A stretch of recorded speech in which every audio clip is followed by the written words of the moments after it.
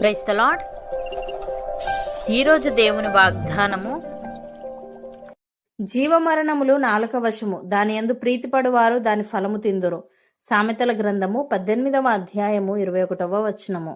సహోదరి సహోదరులారా, బైబిల్ గ్రంథం అంతటిలోనూ మన మాటలకున్న అపరిమితమైన శక్తిని చాటి చెప్పే అత్యంత ప్రాముఖ్యమైన వాక్యం ఇది. మనం ఉపయోగించే చిన్న నాలుకకు ఎంత శక్తి ఉందో తెలుసా? ఒక సామ్రాజ్యాన్ని నిర్మించాలన్నా లేదా ఉన్న జీవితాన్ని నాశనం చేయాలన్నా అది మన నాలుక వశంలోనే ఉంది. మన మాటలు కేవలం శబ్దాలు కావు, అవి జీవాన్ని లేదా మరణాన్ని ఇచ్చే ఆయుధాలని దేవుడు ఇక్కడ స్పష్టం చేస్తున్నాడు. ఈ వాక్యాన్ని లోతుగా అర్థం చేసుకోవడానికి దీన్ని 2 ప్రధాన భాగాలుగా చూడవచ్చు. మొదటిగా, జీవమరణములు నాలుక వశము అని ఉంది. మన నాలుకకు 2 రకాల శక్తులు ఉన్నాయి. మనం మాట్లాడే మాటలను బట్టి ఎదుటివారికి లేదా మన సొంత జీవితానికి జీవం కలగవచ్చు లేదా మరణం కలగవచ్చు. మనం నిరంతర దేవుని వాగ్దానాలను పలుకుతూ విశ్వాసంతో, నమ్మకంతో, ప్రేమతో మాట్లాడితే అది కుంగిపోయిన ప్రాణాలకు నూతన జీవాన్ని, బలాన్ని ఇస్తుంది. మన జీవితాల్లో ఆశీర్వాదాల తలుపులు తెరుస్తుంది. మరోవైపు అనుమానపు మాటలు, శాపనార్థాలు, నిరాశతో కూడిన నెగిటివ్ మాటలు, అబద్ధాలు పలుకుతుంటే అవి జీవితంలోని ఆనందాన్ని, ప్రశాంతతను మరియు భవిష్యత్తును మరణంలోనికి అనగా నాశనానికి నెట్టేస్తాయి. ఉదాహరణకు, యూదా ప్రజలందరినీ నాశనం చేయడానికి కుట్ర జరిగినప్పుడు ఎస్తేరు తన ప్రాణాలకు తెగించి రాజు దగ్గరకు వెళ్ళింది. ఆమె సమయానుకూలంగా, వినయంగా, జ్ఞానంతో మాట్లాడిన మాటలే తన ప్రజల ప్రాణాలను రక్షించాయి. ఆమె నాలుక ఒక మరణ శాసనాన్ని రద్దు చేసి జాతికే జీవాన్ని ఇచ్చింది. అలాగే పౌలు, శీల చెరసాలలో బంధించబడినప్పుడు బాధలో లేదా నిరాశలో కూరుకుపోకుండా దేవునిని కీర్తిస్తూ స్తుతి గీతాలను పాడారు. వారి నాలుక పలికిన విశ్వాసపు మాటలు, స్తుతులు చెరసాల పునాదులను కదిలించడమే కాక అక్కడ ఉన్న జైలర్ కుటుంబాన్ని దేవుని వైపు తిప్పి వారికి రక్షణను, ఆధ్యాత్మిక జీవాన్ని ఇచ్చాయి. ప్రియులారా, మన నాలుక మన జీవితానికి ఒక దిక్సూచి వంటిది.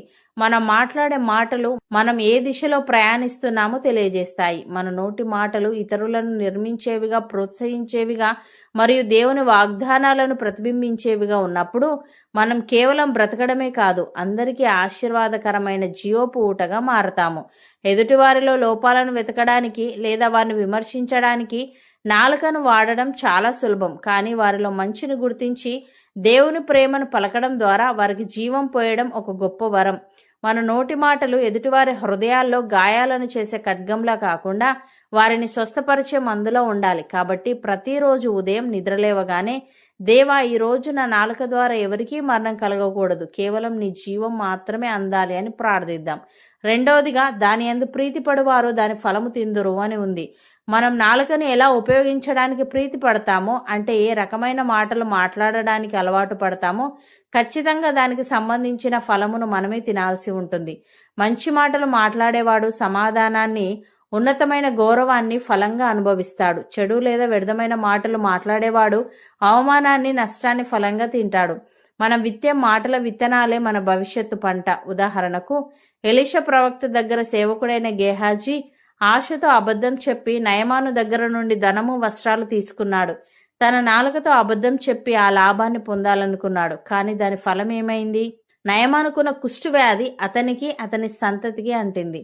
అబద్ధపు మాటలతో పొందిన ఆ తాత్కాలిక లాభం అతనికి శాశ్వతమైన అవమానాన్ని, ఆరోగ్యాన్ని ఫలంగా ఇచ్చింది. అలాగే యోసేపు అన్నలు అసూయతో వ్యర్థమైన మాటలు మాట్లాడుతూ యోసేపును అమ్మివేశారు. ఆ సమయంలో వారు ఆనందించిన ఆ తర్వాత కరువు వచ్చినప్పుడు ఆహారం కోసం అదే యోసేపు దగ్గరకు భయంగా దాసోహమని రావాల్సి వచ్చింది. వారి కఠినమైన మాటలు, అసూయ వారిని అవమానానికి గురి చేశాయి.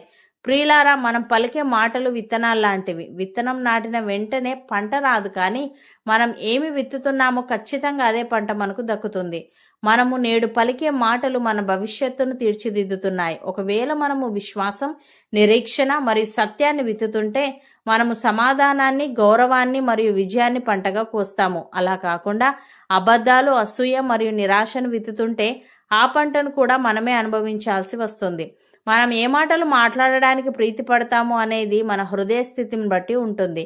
గేహాజీల తాత్కాలిక లాభం కోసం అబద్ధపు విత్తనాలు చల్లేవారమా, లేదా యోసేపు అన్నల్లాగా అసూయతో మాటలు విసిరేవారమా, లేదా ఇతరులకు మేలు చేసే విత్తనాలను విత్తి గొప్ప పంటను కోసేవారమా అనేది మనం ప్రతిరోజు తీసుకునే నిర్ణయం.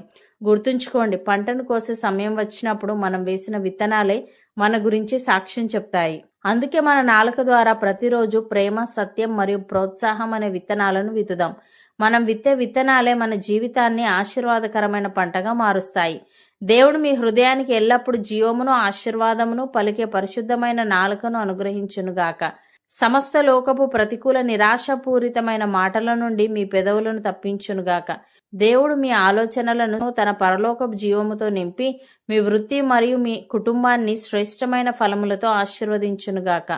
అవును అన్నవారు నాతో పాటు ప్రార్థనలో ఏకీభవించండి.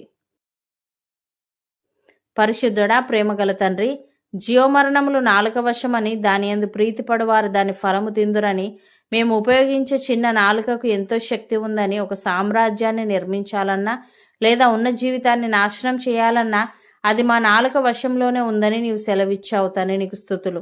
దేవ, మా నాలుక మా జీవితానికి ఒక దిక్సూచి వంటిది గనుక మేము మాట్లాడే మాటలు మేము ఏ దిశలో ప్రయాణిస్తున్నామో తెలియజేస్తాయి గనుక మా నోటి మాటలు ఇతరులను నిర్మించేవిగా, ప్రోత్సహించేవిగా మరియు నీ వాగ్దానాలను ప్రతిబింబించేవిగా ఉండుటకు సహాయము దయచేయమని, మేము ఏ మాటలు మాట్లాడడానికి ప్రీతి పడతాము అనేది మా హృదయ స్థితిని బట్టి ఉంటుంది గనుక గేహాజీల తాత్కాలిక లాభం కోసం అబద్ధపు మాటలు గాని లేదా యోసేపు అన్నల్లాగా అసూయతో కూడిన మాటలు గాని పలికే వారంగా ఉండక ఎల్లప్పుడూ ప్రేమతో కూడిన సత్యాన్ని పలుకుతూ నీవిచ్చే శ్రేష్టమైన ఫలాలను పొందుకునే వారంగా ఉండుటకు కృపచూపమని, ఈ వాగ్దానాన్ని హృదయపూర్వకంగా నమ్మి ప్రార్థనలో ఏకీభవిస్తున్న ప్రతి ఒక్కరి నోటిని నీ పరిశుద్ధ ఆత్మతో తాకి వారి మాటల ద్వారా వారి ఇళ్లలో సమాధానము, వారి వృత్తిలో అభివృద్ధి, వారి కుటుంబాలలో జీవము వృద్ధి చెందించి నాలుకపై అదుపును కోల్పోయే ప్రతి అపాయకరమైన పరిస్థితి నుండి వారిని తప్పించి వారు పలికే ప్రతి మాట ఇతరులకు మేలును, వారికి క్షేమాన్ని కలిగించినట్లు చేయమని